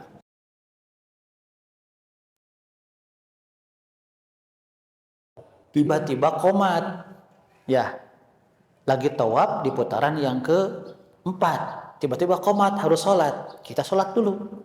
Setelah sholat selesai, lanjutkan tawaf sisanya dari mulai putaran sisanya yang kelima. Ya, begitu Bu pertanyaannya? Ya, sudah terjawab dua-duanya. Yang tahallul. Yang tahallul bagaimana? Maka yang afdalnya tadi Bu, di rambut ibu tadi ya, tidak diambil, dimasukkan tangan yang bagian ujung bagian depannya aja. Padahal kan rambut ibu itu kan juga di samping bagian depan juga ada bagian belakang ya. Nah, maka yang utama tadi dibeginikan Bu, ya, tangan ibu ke rambut ibu, ya, dikepal semuanya, dipegang semuanya, ya, walaupun mungkin ada 1-2 yang masih keluar nggak apa-apa, dipegang semuanya. Kemudian misalkan panjangnya segini rambut ibu, nah kan ada ujungnya nih. Nah ini ambil kumbulah, 1 ruas jari, itu yang dipotongnya, itu yang afdolnya Bu. Ya.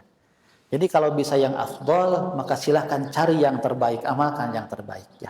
Wallahu taala alam. Ada lagi Bapak Ibu yang mengapa Pak? Waalaikumsalam warahmatullahi wabarakatuh. Ini keluar dari tapi saya mau baca di skema ibadah haji. Pada saat 8 Dzulhijjah itu kan secara sunahnya kita harus ke Mina. Ya. Kita mengikuti KBIH atau dari Makkah itu pertama. Kedua dari Mina ke Arafah itu kira-kira jaraknya berapa Ustaz? Itu jaraknya kan berapa kira-kira Ustaz? Ya.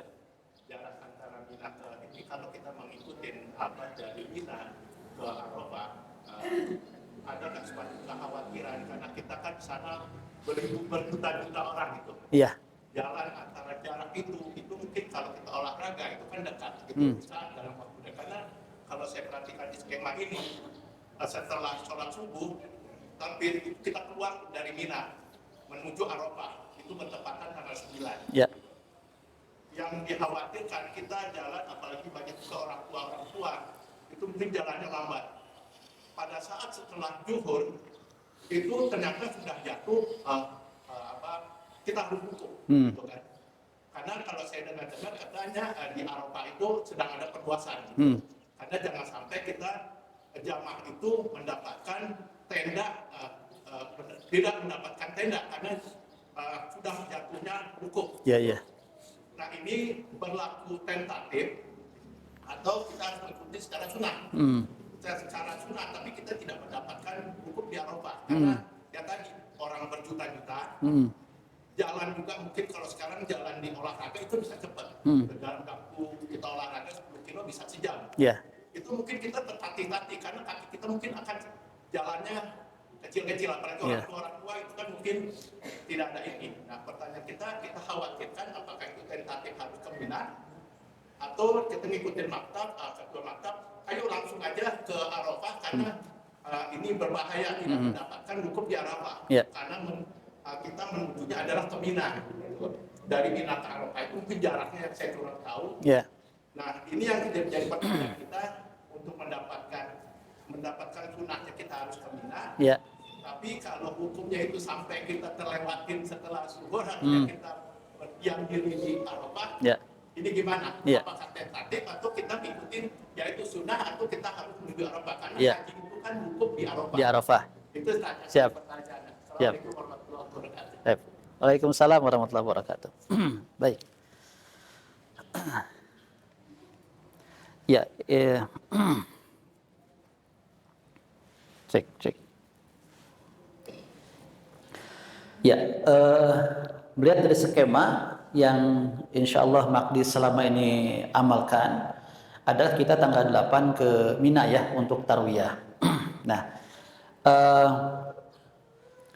apakah ini mengikuti agenda dari KBIH ataukah dari maktab? Ya, jadi sekali lagi kalau pemerintah Indonesia itu mengangkut jamaah dari penginapan ke Arafah ya, itu paling telat itu tanggal 9 pagi. Ya. Jadi tidak ke Mina tapi langsung ke Arafah. Itu program dari pemerintah ya. Tetapi pada prakteknya itu pemerintah tidak mengangkut jamaah dari hotel ke Arafah tanggal 9 pagi. Kenapa? Karena pasti antri, pasti macet. Kalau berangkat ke Arafah itu tanggal 9 pagi. Pada prakteknya pemerintah itu mengangkut jamaah dari hotel ke Arafah itu tanggal 8. Tanggal 8. Nah, kalau KBIH yang melakukan tarwiyah seperti Magdis ya, itu dari hotel ke Mina kan tanggal 8 ya. Jadi kalau besok tanggal 8, nanti malam 7 tanggal 8 kita berangkat ke Mina. Dan itu difasilitasi kendaraan oleh maktab. Jadi kita beberapa KBIH gabung yang memang programnya program tarwiyah. Pertama kita akan betul-betul mengusahakan untuk tarwiyah. Ya, akan betul-betul mengusahakan untuk tarwiyah. Itu ya. Kemarin ada seorang jamaah yang agak sedih. Kenapa sedih? Karena beliau harus menemani lansia. Lansia ini tidak diizinkan oleh tim medis untuk tarwiyah. Ada jamaah Magdis yang lansia tidak diizinkan oleh medis untuk tarwiyah. Nah, jamaah yang agak sedih tidak bisa tarwiyah ini karena beliau harus mendampingi lansia ini. Beliau sampaikan ke saya sebenarnya sedih tidak bisa tarwiyah. Kenapa? Tarwiyah itu kan sunnah dan saya ingin mengamalkan sunnah itu, maka karena alasan itulah saya milih KBIH Magdis. Ya. Tapi saya sampaikan, Pak, insya Allah pahala tarwiyah Bapak insya Allah dapat juga, walaupun Bapak tidak tarwiyah. Ya, kenapa? Karena Bapak ternyata memang harus mendampingi lansia ini. Ya, saya kasih motivasi seperti itu. Nah, jadi pertama KBIH itu yang menentukan memilih tarwiyah akan berusaha untuk mengamalkan tarwiyah itu, dan itu difasilitasi oleh maktab kendaraan. Ya, jika besok tanggal 8 maka nanti malam kita baru berangkat dari penginapan dari hotel ke Mina untuk tarwiyah. Walaupun di lapangan tiba-tiba ada hal lain ya, itu sangat sesuatu hal yang kemudian kita ya harus menerima kenyataan di lapangan. Ternyata tidak bisa tarwiyah misalkan. Itu bisa aja seperti itu. Tapi KBIH itu karena begini, KBIH yang tarwiyah itu sejak berangkat dari Indonesianya saja itu sudah diusahakan gabung terus. Ya, agar dari berangkat di sini, berangkatnya bareng, di hotelnya bareng, di tendanya pun juga bareng satu tenda yang sama-sama tarwiyah. Ya, itu pertama, Pak. Yang kedua, berapakah jarak dari Mina ke Arafah? Dari Mina ke Arafah itu jaraknya bisa beragam, tergantung kita di sektor berapa di tenda di Minanya. Ya, ada yang terdekat, ada yang pertengahan, ada yang terjauh. Kemarin Magdis jarak dari Mina, dari tenda Magdis di Mina ke Arafah termasuk yang terdekat, Pak. Termasuk yang terdekat. Termasuk yang terdekat, yang paling dekat ke Arafah. Dari Mina kita ke Arafah itu kita naik bis. Dari Mina ke Arafah kita naik bis. Dari kemarin kami dari Mina itu naik bis pagi-pagi, ya, habis makan pagi jam 7, jam 8 kita sudah naik bis. sampai ke Arafah kurang lebih jam 10 lah, kurang deh, jam 10. Jadi maktab sudah memperkirakan jamaah dari Mina yang tarwiyah ini sampai di mana? Di Arafah ya maksimal jam 11. Maksimal jam 11. Dan alhamdulillah itu lancar. Karena pihak maktab itu juga standby di Mina juga. Jadi kita ada komunikasi terus, biar komunikasi terus jalan agar kami-kami yang KBIH yang melaksanakan tarwiyah tanggal 8 itu bisa diangkut sepagi mungkin agar sebelum duhur tiba kita yang tarwiyah itu sudah bisa masuk ke tenda gitu. Jadi dari tanggal 9 pagi kita sudah sepagi mungkin lah. Paling telat tuh ada makan pagi harus sudah berangkat meninggalkan Mina menuju ke Arafah. Jadi kalau dari pengalaman Magdi selama ini alhamdulillah selalu tiba di Arafah, di tenda di Arafah sebelum duhur, Pak. Alhamdulillah. Tapi jika nanti di lapangan ada kendala-kendala, otomatis mungkin di sini kita akan komunikasi dengan pihak maktab, Pak. Demikian. Jadi melihat kalau saya perhatikan ini ada kondisi yang terjadi, Ya. bisa memungkinkan kita tarwiyah, bisa juga dari maktab kita bisa langsung ke Arafah. Ya. Karena jangan sampai kita mengejar ini kita hanya dapat di pinggiran Arafah. Ya. Karena yang penting sudah dapat di pinggiran Arafah. Ya. Gitu kan. Ya. Padahal kan kalau kita mau afdolnya kita mendapatkan di tenda ya. Tenda. Karena udah waktu zuhur udah yang penting itu udah perluasan daripada Ya. Arafah. Kan? Jadi melihat situasi kondisi yang ada ini atau juga bisa terjadi kita bisa langsung dari maktab ini kondisi sangat kronis Ya. bisa terjadi tidak perlu ketahuan tapi udah langsung semua ke Arafah Ya. karena situasi yang tidak memungkinkan itu ya Tan. Ya, itu memungkinkan begitu. Nah, kemudian begini Bapak Ibu sekalian, satu kloter itu petugas kloter ini kan berarti kepanjangan tangan dari pemerintah ya. Petugas kloter itu ada kurang lebih 10 orang. Nah, petugas kloter itu mereka kebanyakan tidak tarwiyah. Kenapa? Karena mereka mengikuti aturan pemerintah. Nah, petugas kloter itu mendata satu pesawat ini, misalkan ada 4 KBIH. Nah, 4 KBIH ini 2 tarwiyah tanggal 8, 2 tidak tarwiyah. Nah, maka petugas kloter ini ya, itu karena mereka langsung ke Arafah pada tanggal 8, itu diantara tugas petugas kloter adalah mengamankan tenda untuk jamaah yang tarwiyah. Ya, jadi saya sampaikan lagi bahwa di antara tugas petugas kloter adalah mengamankan tenda ya yang akan digunakan oleh yang tarwiyah. Kita Makdis biasanya Makdis itu gabung dengan Salman ya, sama Masjid Salman. Jadi petugas kloter mengamankan. Misalkan kemarin kita kloter 64. Jadi tenda di Arafah itu sudah dikasih nomor. Ini kloter 64. Itu sudah dipisahkan sejak kita di mana masih di hotel sejak tanggal 7 sejak tanggal 6 tanggal 7 kita sudah dapat informasi ini map saat kita nanti ada di Arafah. KBIH ini karena tidak tarwiyah maka tendanya di tenda nomor 1 2 3. Misalkan kloter kita kloter 64 itu dapat 4 tenda. Maka dipastikan 2 tenda itu diisi oleh yang tidak tarwiyah, 2 tenda untuk yang tarwiyah. Jadi itu sudah dijaga oleh tim kloter, diamankan agar tidak dimasuki oleh sembarang jemaah ataupun jemaah yang ilegal.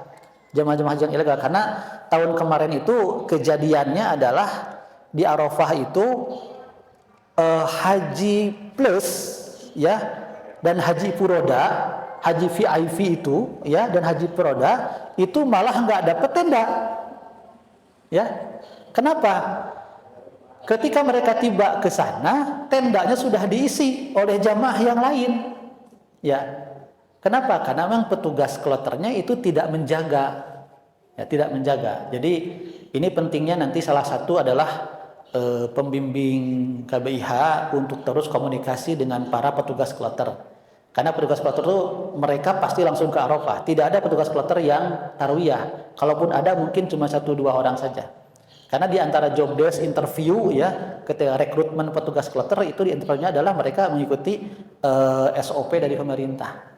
Nah, tapi di antara pentingnya kita senantiasa komunikasi baik dengan petugas kloter ketika itu yang krusial tadi itu di Arafah agar kita dapat tenda. Ya, demikian Pak. Ya. Ada lagi Bapak Ibu? Cukup ya? Mangga Pak? Ya. Assalamualaikum warahmatullahi wabarakatuh. Waalaikumsalam. Kan tadi disampaikan kan masjid itu biasanya gelombang 2. Ya. Jadi di pesawat sudah pakai ihram, kemudian dari bandara langsung ke hotel. Pertanyaannya adalah dari hotel nanti pas umroh itu apakah satu kloter itu barengan? Ya. Atau nanti magdis itu satu rombongan sendiri? Ya. Itu yang pertama, apakah per kloter atau per KPIH pas umrohnya itu? Dan yang kedua, saat teknis umroh kemarin, gitu ya, pengalaman kemarin itu jamaah itu seperti apa kepadatannya? Maksudnya gini, jadi pas kita dari hotel ke Masjid Haram itu kan mungkin padatan seperti apa? Yeah. Apakah ada kejadian kita terpisah atau gimana? Mungkin bisa cerita pengalaman kemarin seperti apa padatnya gitu ya. Mungkin yang ketiga adalah apakah kalau maghrib dilengkapi alat komunikasi gitu dia. Jadi dari mutawif sama jamaah itu apakah ada radio komunikasi sehingga pas bimbing doa itu bisa dengar semuanya. Mohon penjelasannya. Terima kasih. Ya. Ya.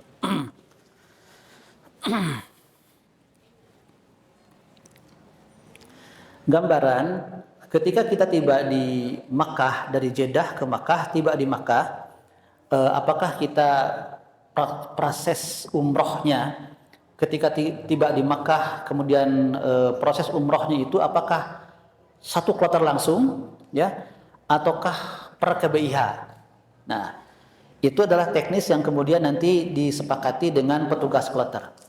Sebenarnya aslinya itu adalah harus dikoordinir oleh petugas kloter.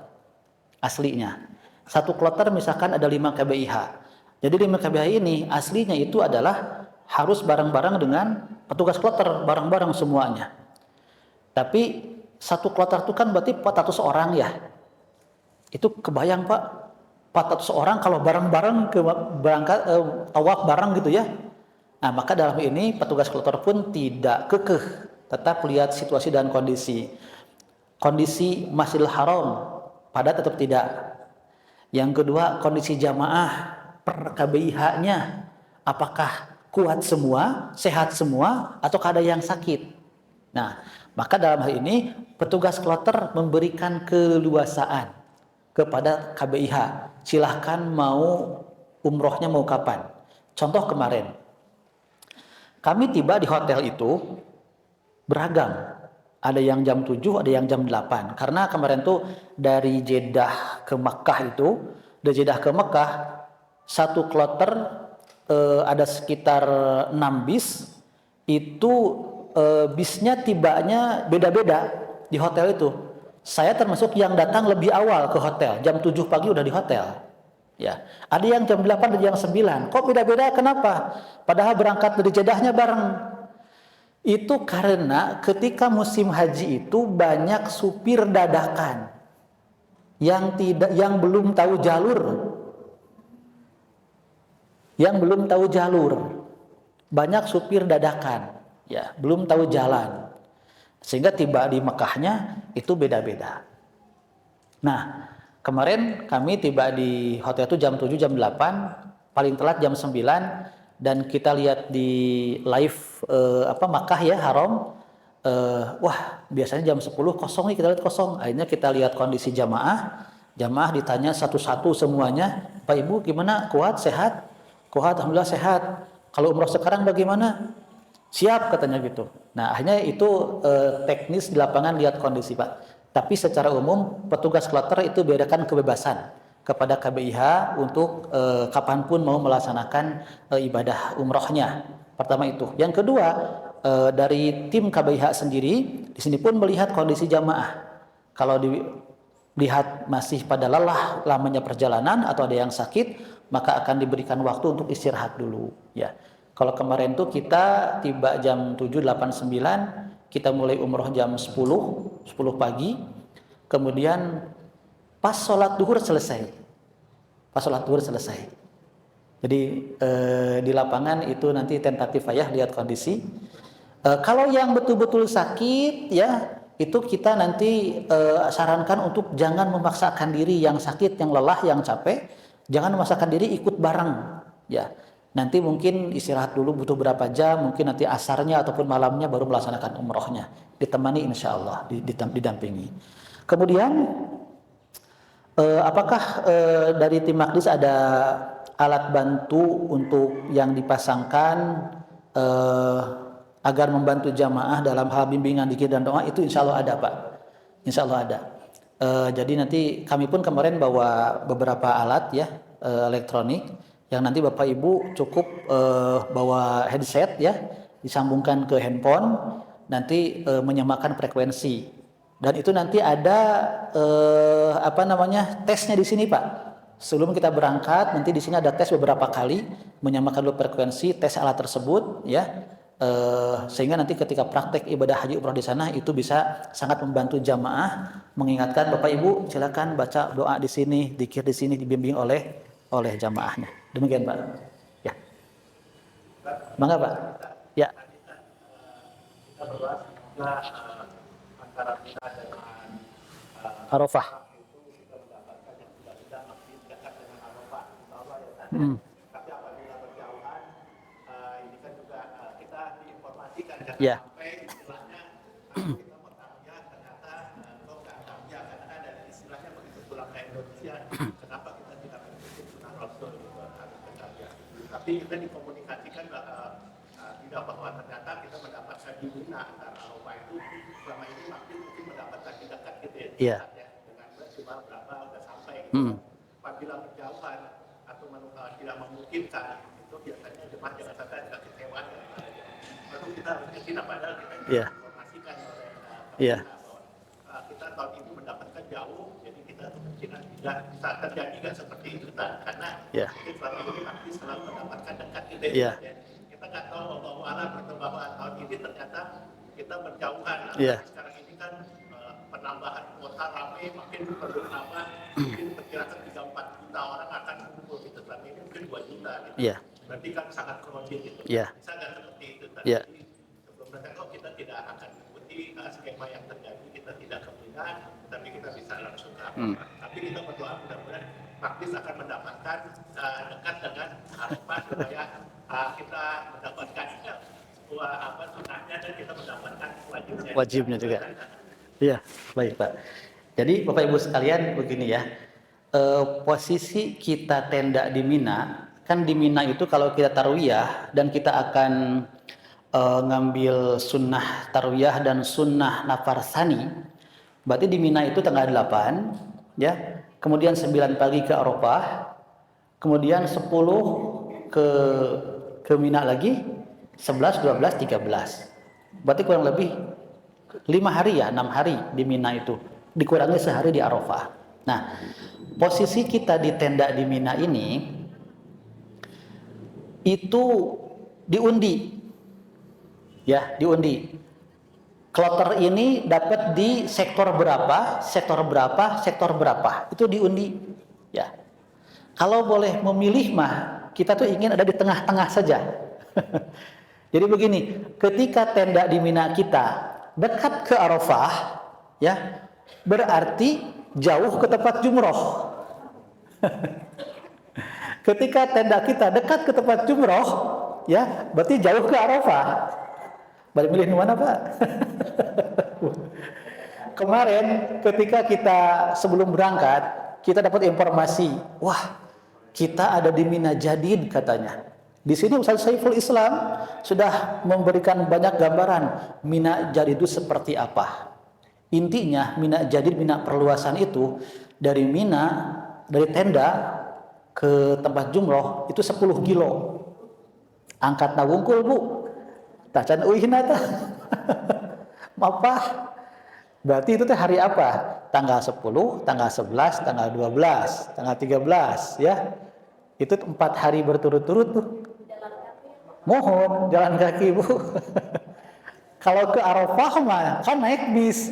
Dari Mina ke Arafah mah naik bis.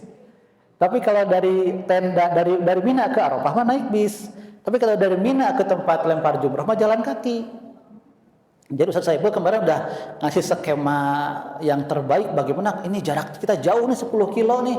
Sampai kita udah mendata siapa aja yang lansia yang perlu kursi roda segala macam gitu kan. Nah, qadarullah ketika kita di Mekah ada perubahan.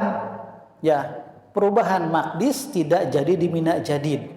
Sehingga perubahannya memang tidak terlalu signifikan. Yang tadinya awalnya kita hitung 10 kilo dari tenda ke Musdalifah ke tempat jumroh, itu jadi ada diskon 3 kilo. Jadi 7 kilo. Lumayan lah ya. Jadi 7 kilo. Hanya 7 kilo kita coba. Jadi ketika kita informasikan ke jemaah, Bapak Ibu sekarang kita dirubah nih jadi 7 kilo. Alhamdulillah walaupun 7 kilo gitu kan gitu. Tapi dah semua barang-barang ya di lapangan mah nanti dilakukan barang-barang. Jadi lempar jumrah itu barang-barang. Jadi demikian. Jadi Pak pada milih mana Pak? Sakat ke Arafah, sakat ke Musdalifah.